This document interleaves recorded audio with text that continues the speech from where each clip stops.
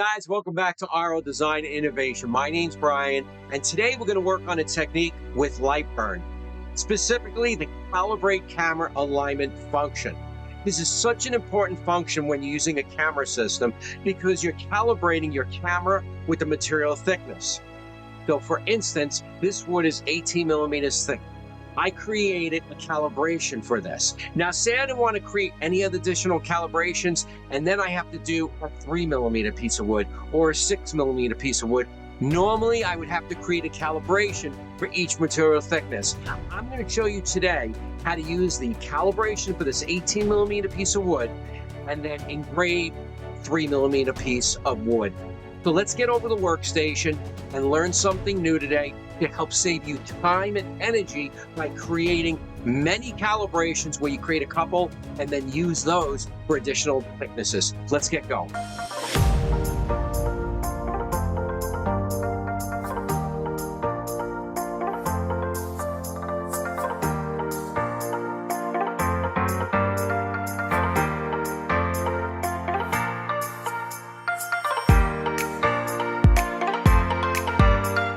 Okay, so I put the piece of wood into the Xtool S1. I'm then going to load my calibration file that I created using the Calibrate camera alignment. Here's an 18 millimeter one. I'm going to load that. Now I'm going to put a little square in the middle, right about here. In my material list, I created an 18 millimeter plywood etching configuration. I'm going to assign that. That's good. Then the next thing I have to do before anything is come over here and I have to focus. Okay, now we focus.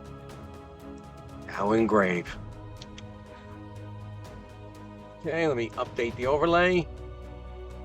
And you can see it's dead on, okay?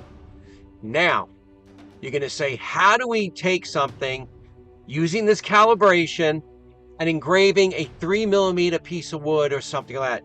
And I'm going to show you the trick.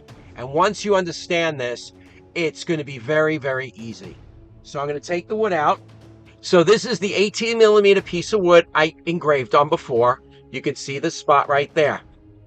Now, say I wanted to engrave on a piece of wood this thick. How do I do that without having to run through a calibration on a wasted piece of board to do this, like a whole piece of board? I'm not talking about scraps. What do?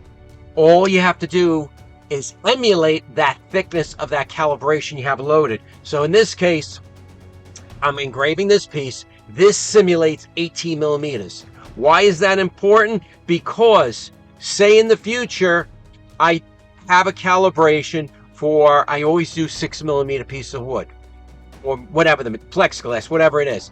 Now I have to engrave some 3 millimeters, and that's something I normally don't do. How do you do that?